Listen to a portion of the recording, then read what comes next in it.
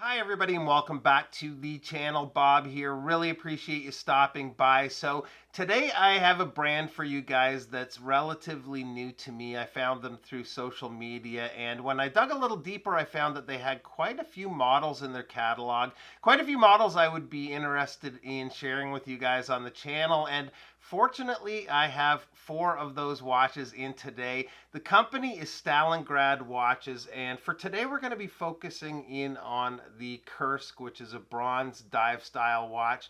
We will do a quick look at the other watches too, though. Just have to thank my good friend Jamie from Mad Rock Watches and Adventure. He made the initial contact with Stalingrad and sort of set up a little tour. So this is going to be going out to a few other watch channels too. Links to all of them will be below. So let's check out the watches. All right, so I've got quite a pipeline of watches to get to for video, so I'm not going to be able to do individual videos on each one of these watches, but I just wanted to quickly show you the other ones before we get to the Kursk. And I think what we'll do is we'll start with the most affordable and work our way up. First is in the back here, and this is the Torpedo. It's a quartz running, this one. It's a nice looking design. Quite a few colorways, and the ask is only $150. I'm not going to get into a lot of detail today on all of them, but if you have any interest, Jamie has done separate videos on each of these watches. You can find more details and specifications there or on the Stalingrad site. Next up is the Destroyer, and this one looks to be bronze, but it is a stainless steel case with a bronze colored coating. We've got a pretty funky dial here. It kind of reminds me of a meteorite dial. There's also the date magnifier or the Cyclops at 3, and I know not everybody's a fan of that. I'm kind of on the fence with the Cyclops myself, but the ask for this one is $350.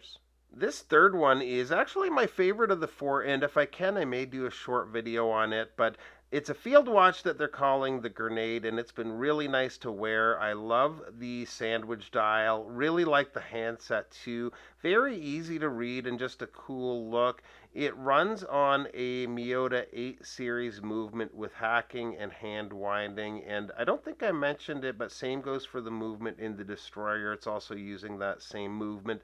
The list price on this one is $365. Now, Jamie lined us up with a discount code MADROCK for, I believe, 20% off your purchase. So thanks to him for that.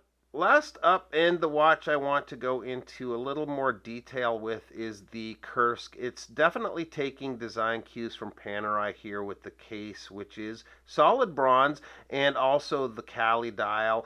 It's a bit of a bigger watch, and it has its negatives, but it's still a watch I've enjoyed wearing. A big positive for me is the look of the dial against the bronze case.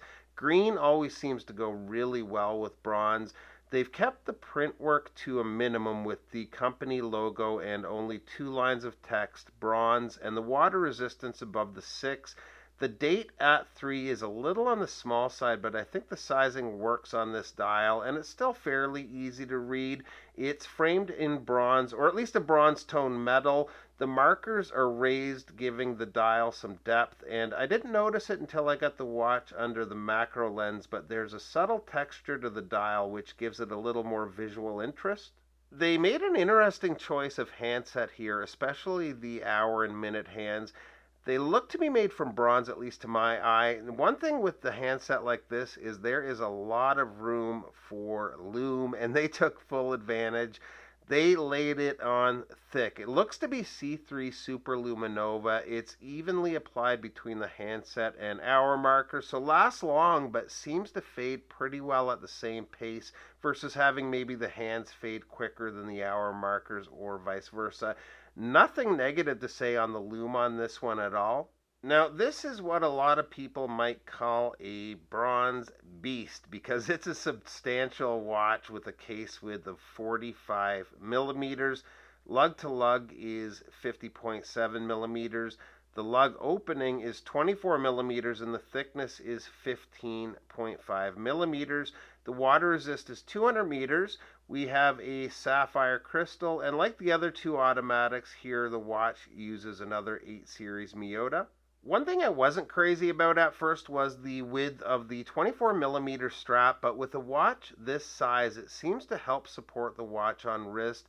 The leather isn't a bad quality at all, and the hardware, if I can just get it up here, which is signed, just like the rest of the watch, very much has that Panerai style going on. The bezel is good in terms of the grip and action, but it's missing one important thing, and that is a loom plot on one of the markers. There's no markings whatsoever, but at least a loom plot would have made it more usable. It looks good as is, and a lot of people don't time things with their bezel anyways, but if you're looking to time anything, you're basically SOL on that front. The case on the flip side is finished to a really nice finish. It's completely brushed. The crown is signed and a good size for ease of use too. The case back is a display case back with the custom Stalingrad rotor. On my 7 1/4 inch wrist, I do find it wears big, but it's still within my comfort range. The cost on this one is $600, but with the 20% discount, that price is going to be a little more attractive. So overall, with the Kursk and the other models we had a look at today, all seem well put together, and I like that they have some options in a variety of price ranges. So big thanks again to Jamie from Mad Rock Watches and Adventure for hooking these up. Make sure to check out him and the other guys these are heading to. Thanks for stopping by, and we'll see you real soon. Bye-bye.